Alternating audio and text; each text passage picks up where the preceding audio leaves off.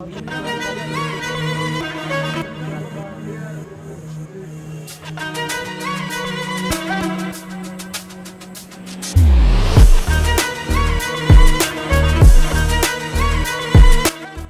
हिंद, नमस्कार।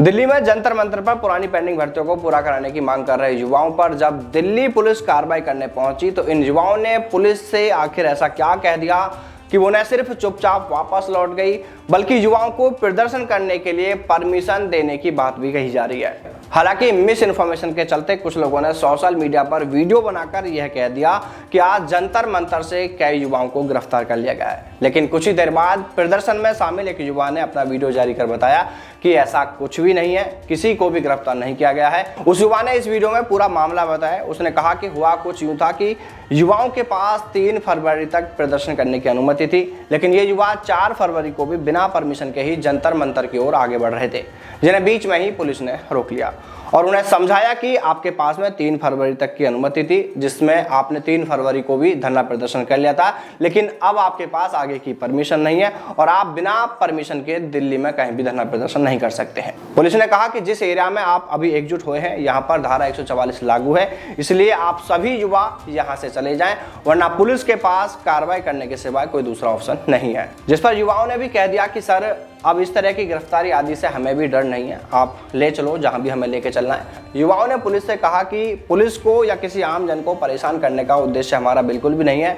हम क्यों पुलिस व किसी और को परेशान करेंगे, हम तो खुद परेशान हैं। हम यहाँ पर अपनी मर्जी से थोड़ी पड़े हैं, हम तो खुद यहाँ पर परेशान हैं, हम सरकार से अपना हक मांग रहे हैं। जिस पर पुलिस के अधिकारी उन्हें समझाकर यहाँ से चले जाते हैं। आप खुद भी इस वीडियो में यह वाक्य सुन सकते हैं। बिना किसी परमिशन से आए हैं। ये नई दिल्ली जिला है, बहुत सेंसिटिव जिला होता है, सिक्योरिटी का इशू रहता है, जिसके तरीके से हमने इसको परमिशन यहाँ एक प्रोटेस्ट करने की। देखिए, पुलिस अधिकारी युवाओं से समझाइश कर रहे हैं। उन्होंने उनको बताया कि आप इस तरह से यहाँ पर धरना प्रदर्शन नहीं करेंगे वरना कार्रवाई करनी पड़ेगी, लेकिन बाद में मामला शांत हो गया। वहीं दूसरी ओर इस वीडियो में यह युवा जानकारी दे रहा है कि हम सभी युवा अभी दिल्ली में ही रुके हुए हैं, जब तक सरकार हमारी मांगे नहीं मानेगी हम यहाँ से कहीं नहीं जाने वाले हैं।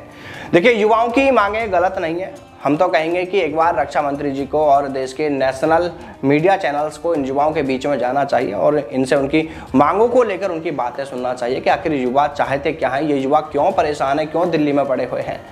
देखिए, हमें पता है कि सरकार के पास हमसे कई सौ गुना अधिक सोच और समझ वाले अधिकारी और सलाहकार हैं, लेकिन हम यहाँ पर दिमाग की बात नहीं कर रहे हैं। हम तो सिर्फ इतना सा कहना चाहते हैं कि आप इंसानियत के नाते ही अगर इस मामले को देखें, अगर आप इन युवाओं की मांगों को देखें जो ये युवा मांग कर रहे हैं, तो आप कहेंगे कि इनकी मांगे गलत नहीं है। इन युवाओं ने तो भर्ती की उन तमाम प्रक्रियाओं को पूरा कर लिया था, लेकिन कोरोना का डर बताकर इनकी भर्ती को बीच में रोक दिया गया और जैसे ही एग्जाम की तिथि आती तो फिर उन्हें कोई दूसरी तारीख दे दी जाती थी। उन्हें कहा जाता था कि चलिए अब अगले महीने में इस तारीख को एग्जाम कराएंगे, और इन्हें यूं ही तारीख पे तारीख हर महीने देते चले गए और करीब यूं करते करते इन्होंने पूरा 1 साल निकाल दिया। किसी ने भी यह उनसे बिल्कुल नहीं कहा कि आपकी भर्ती नहीं कराई जाएगी। उस समय सभी ने यही कहा कि आपकी भर्ती कराई जाएगी और इसी का सभी विश्वास दिलाते रहे कि आपकी भर्ती हर हाल में पूरी हो जाएगी। और फिर क्या होता है, फिर अचानक से एकदम अग्निपथ योजना आती है। अग्निपथ योजना को लागू कर इनकी उन तमाम भर्तियों को रद्द कर दिया गया। इनकी सालों की मेहनत पर पानी फेर दिया गया। अरे उनके बूढ़े माता पिता के सपनों को तहस नहस कर दिया गया, चकनाचूर कर दिया गया।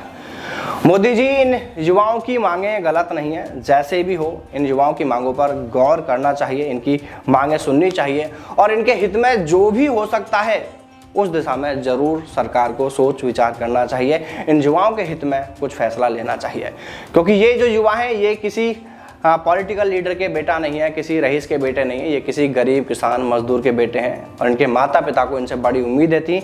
जब उन्हें यह पता चला था कि उनके बेटे ने भर्ती की तमाम प्रक्रियाएं पूरी कर ली हैं, अब बस मेरे बेटे की ज्वाइनिंग बाकी है, किसी के बेटे का रिजल्ट जारी होना बाकी था, तो किसी का एग्जाम बाकी था, लेकिन उन तमाम भर्तियों को सरकार ने अग्निपथ योजना लागू कर रद्द कर दिया, उनके सपनों पर पानी फेर दिया। देखिए, आप सभी युवा भी इतना जरूर जान लें कि आप किसी भी राजनीतिक पार्टी, किसी पार्टी के नेता या किसी यूट्यूबर आदि के बहकावे में आकर कुछ भी गलत बयानबाजी या कोई भी ऐसा काम बिल्कुल ना करें जिससे कि आपकी सारी मेहनत पर पानी फिर जाए। देखिए, आप जितनी विनम्रता पूर्वक, जितनी विनम्रता के साथ आप सरकार से मांग करेंगे, उतने ही ज्यादा चांसेस है कि आपकी मांगों पर गौर कर लिया जाए। इसलिए किसी के भी बहकावे या किसी के भी उकसावे में बिल्कुल ना आए। और सभी युवाओं को चाहिए कि वो एक बार देश के नेशनल मीडिया से भी प्रार्थना करें कि आप भी हमारे बीच में आए, इन युवाओं के बीच में आए और इन युवाओं की समस्या सुने, उनका दर्द सुने, उनकी जायज मांगों को लेकर सरकार तक उनकी आवाज पहुंचाएं, ताकि इन युवाओं को उनका हक मिल सके। तो चलिए दोस्तों, फिर मिलते हैं सेना में सेना भर्ती से जुड़ी तमाम बड़ी खबरों के साथ। तब तक सावधान रहें, दलालों से दूर रहें, अपना और अपनों का ख्याल रखिएगा। जय हिंद, जय भारत, वंदे मातरम।